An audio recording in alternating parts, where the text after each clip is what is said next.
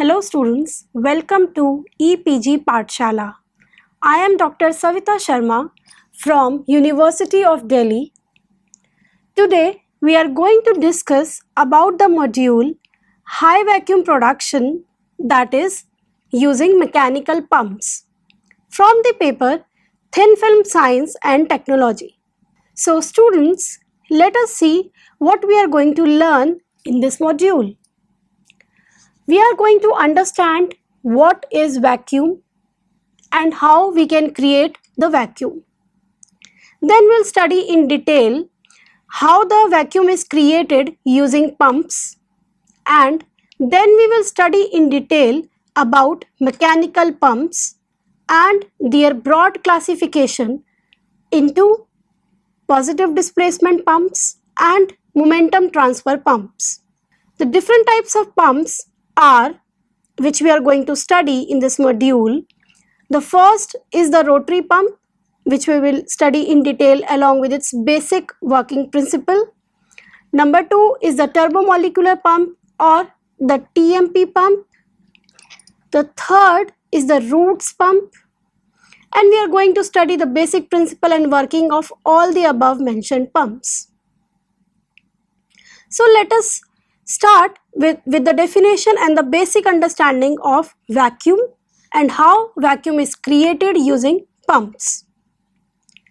Ideally, a vacuum in some space which contains zero matter, but in real life it is almost impossible to achieve the state of ideal vacuum.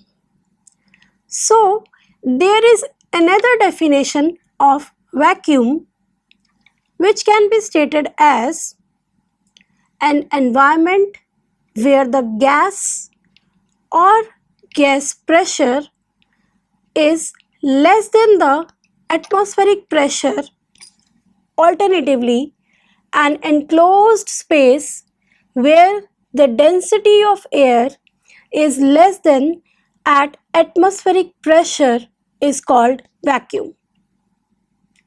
Now to create vacuum, we need pumps. Basically, pump is defined as a device which suck out the matter from one space region and discharge to another space region with the help of creating gradient between the two regions. Mechanical pumps. Mechanical pumps are the most basic vacuum pumps which are being used in semiconductor industry, research laboratories, food industries, etc. Some of the common examples of rotary vane pump, turbomolecular pump, etc. Mechanical pumps can be classified into two broad categories. The first category is positive displacement pumps, and the second category is momentum transfer pumps. Positive displacement pumps, or in short we can call them as PDPs. Meaning of positive displacement can be understood as when the pump piston or rotor moves, it displaces the fluid or gas ahead of it. As we know, partial vacuum may be created by expanding the volume of container. If in any chamber, compartment of vacuum can be closed off, subsequently exhausted and then expanded again, and this cycle continues, then we can evacuate the chamber indefinitely up to certain very less pressure without requiring infinite expansion of chamber volume. This is the principle of positive displacement pumps. Very common example which uses this principle is manual water pump. These pumps use fluid or gas pressure to transmit power. These pumps have very close fittings among the components, hence chances of occurring of leakages is very less. Pressure relief valves is provided in these pumps because these pumps require protection against overpressure if the resistance to flow becomes very large. PDPs are found in variety of areas such as chemical processing, food cleaning industry, liquid delivery, biotechnology, etc. The popularity and versatility of the PDPs is due to their compact design, continuous flow, regardless of differential pressure, high viscosity performance, and ability to handle high differential pressure. Rotary pumps and root pumps are the basic examples of the PDPs or of these categories. The principle of basic displacement pumps is being shown in the given figure as what we discussed in the previous slide. It is showing the low pressure gas with a valve, then the seals, then there is a compressed gas after we apply the compression. So what all the principle we discussed in previous slide you can see in the given figure. The examples of the displacement type pumps which works on the same principle are rotary vane pump, scroll pump, etc. Momentum transfer pumps. In the momentum transfer pumps, gas molecules to be evacuated from the chamber is accelerated out to the exhaust side, which is usually backed by positive displacement pump to maintain the operating base pressure of the order of 1 into 10 raised to the power minus 2 torr for high vacuum pump. Based on the laws of dynamics, matter flows differentially at different pressures. For atmospheric pressure to the mild vacuum, interaction of molecules among themselves dominates and they push neighboring molecules known as viscous flow. If the pressure is below the mild vacuum, the distance between the molecule increases and molecule then interact with the chamber more often than among themselves, which results in more effective molecular pumping than the positive displacement pumping. The two main examples of momentum transfer pump are diffusion pump and turbomolecular pump. The main difference between these two pumps are that in diffusion pump, gas molecules are blown out using jets of oils moving in ultrasonic speeds inside the main body of pump. While in turbomolecular or TMP pumps, they uses high-speed fans to evacuate the chambers and there is no involvement of any kind of oil. Principle of momentum transfer type pump is shown in the given figure. The examples of displacement type pumps which work on the same principle, diffusion pump and the turbomolecular pump, etc. So the examples of displacement type pumps are diffusion pump and the turbomolecular pump. At the pressure of the taken volume of gas becomes slightly higher than the atmospheric pressure and then discharge it to the atmosphere. Rotary pump evacuate the chamber from 760 torr to 1 into 10 raised by minus 4 torr. Typical internal parts of rotary pump are shown in the given figure, which is in the coming slides. Chamber in which vacuum is to be done is connected to the inlet part. Once the rotary pump is connected to the chamber, and vane starts rotating, and eventually it entraps large volume of gas molecules which are present inside the chamber.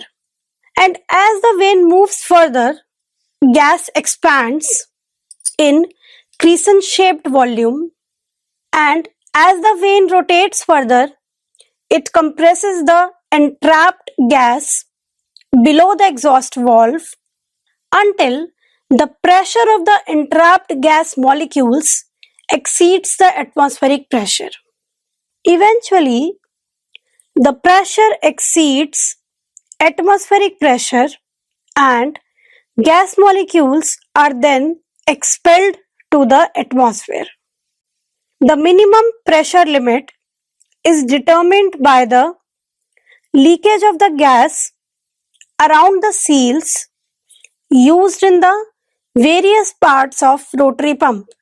For a single stage rotary pump, it is around 50 millitorr, and for the two-stage rotary pump, it is 0.1 millitorr. In two-stage rotary vane pumps, vent of the first stage is connected to the inlet port of second stage. Adding more stages in this series of two-stage has no practical benefits. Rotary pumps have a problem in working if there are condensable vapors present in the chamber. One of the most common vapor of this kind is water vapor. As the water vapors inside the chamber will be compressed inside the rotary pump, it will condense into liquid prior to the opening of the exhaust valve. This liquid dilutes the oil and further it will corrode the pump. In order to prevent this condensation problem, a gas ballast is provided with the pump. The gas blast valve will introduce small amount of dry gas in the region where compression takes place. This introduction of dry gas will reduce the amount of compression that a condensable vapor undergoes and hence reduces the condensation problem. The oil that surrounds the stator serves as lubricant of moving part, and also it seals the outlet valves from any leaks. Rotary pump oils must have low vapor pressure, still be viscous enough to seal across the vanes of pump. It is also important to check oil level time to time, and oil level always be maintained at the proper level. The figure given here shows the details of the rotary pump. We can see the inlet of the pump. We can see the vane that rotates. We can see the oil which is leveled at a particular position, and there is a crescent shaped volume. Rotor and stator can be seen, and there is an exhaust valve and exhaust outlet. Turbomolecular pump, or in short TMP. Turbomolecular pumps are the extended version of one of the earlier high vacuum pump known as molecular drag pump. The basic cross-sectional view of molecular drag pump is shown in the figure given here. We can see that a spiral channel is machined into the stator and a flared disc as a rotor. These molecular drag pumps reported to be designed in early 1900s but having very low pumping speed and misaligned bearing designs were also existed, which limited its practical applicability for realizing and maintaining high vacuum. To overcome these issues, there were changes in design, and this is called as modern molecular drag pump. In the construction part, Very high strength aluminum alloy is used for making rotor, and the shape is kept to be like inverted cup. Inside and outside surface of the rotor is machined to create spiral grooves which are aligned with the stator in a specific pattern to give the pump action. Both the surfaces inside and outside of the rotor creates elongated pumping path. The shape, size and tolerances of the machined grooves changes from the inlet part to the exhaust part in order to allow for multiple compression stages. To provide cooling to the pump, flush gas is used intentionally. Flush gas is also used for exhausting the compressed gas inside the pump. In general, molecular drag pumps have the compression ratio of 10 to the power 9 is to 1 for nitrogen. Pumping action of the molecular drag pump is dependent upon the time which gas molecules stay at rotor and stator, and also on the velocity with which gas molecules hit the blades of a rotor. So higher the molecular weight of gas to be pumped, lesser is the pumping speed. Nowadays, there is another change in design, that the arrangement of the rotor and stator is arranged like a turbine. So now this pump is called as turbomolecular pump or TMP. Outside view of the pump and the internal parts of the pump are shown in the figure given here. We can see the internal parts showing the inlet flange, shaft, upper bearing, motor, exhaust and lower bearing. Then we can see the stator and rotor. We can see the cooling water and the moving blades. Turbomolecular pumps cannot compress the air directly into the atmosphere. So, these pumps always require a backing pump attached with exhaust of the turbomolecular pump to accomplish the final stage of compression. Critical backing pressure for turbomolecular pumps is 10 to 40 torr, which allows these TMPs to be backed by rotary pump.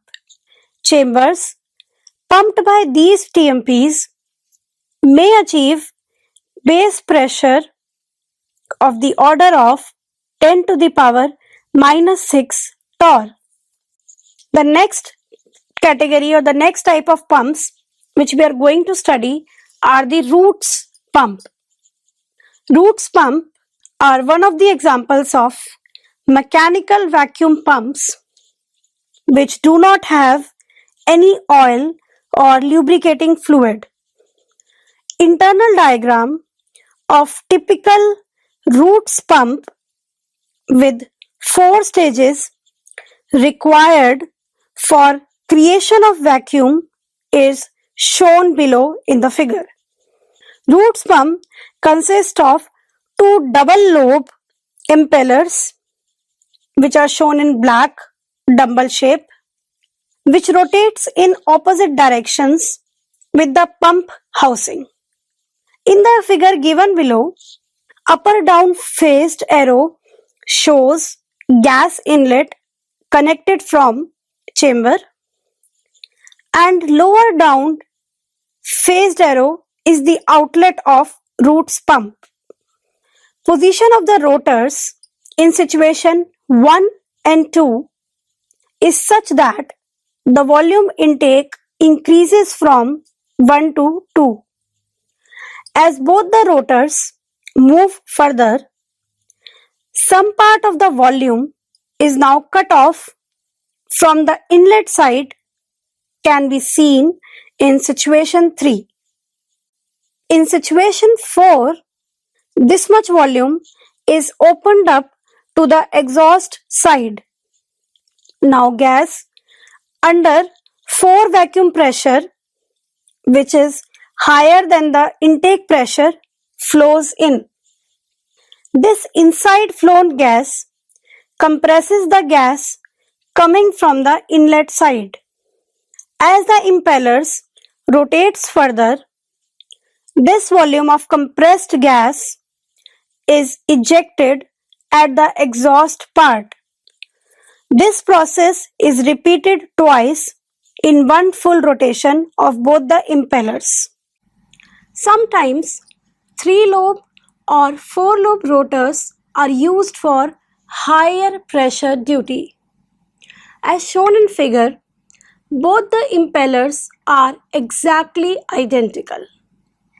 They are dimensioned and arranged in such a manner that when they rotates, large enough part of the first impeller is a close fit to the surface of the second impeller. The two impellers are dimensioned to be in close fit with pump housing also. When these two impeller rotates, they really never touches each other at any point of time, and also they do not touch housing of the pump at any point of time. In both the cases, impellers with housing or within impellers, there is a clearance of 0.05 mm to 0.25 mm. Since the isolation from inlet port to the outlet port is very narrow, there is backflow of gas which is being pumped from exhaust region to the inlet region. So efficiency of compression is lesser as compared to oil-sealed vacuum pumps. As far as pumping speed is concerned, there is an extra advantage in roots pump owing to the zero rubbing contact.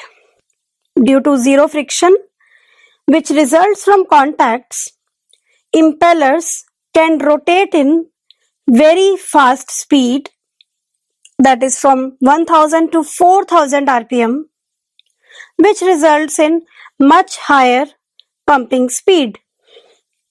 The efficiency of pump occurs when pump is operated at pressure of 5 into 10 to the power minus 2 torr with compression ratio of 10.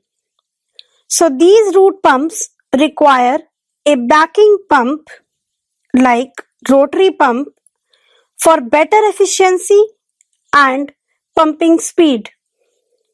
Operating pressure range of single stage roots pump is 10 to 10 to the power minus 5 millibar total pressure, and it is very much sensitive to the 4 pressure.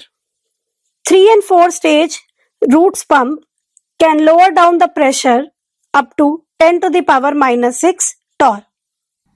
So students, let us summarize what we have learned in this module. First of all, we have seen a basic introduction of what is a vacuum and what are the ways of creating a vacuum. Then we saw that we need pumps for creating vacuum, and so we studied about the mechanical pumps and their broad classification into positive displacement and momentum transfer pumps. Then we studied in details about the different types of pumps, like first of all we studied about the rotary pump, then secondly about the turbomolecular pump, then lastly we studied about the roots pump. We read and we learned about the basic principle and working of the above 3 pumps. Thank you.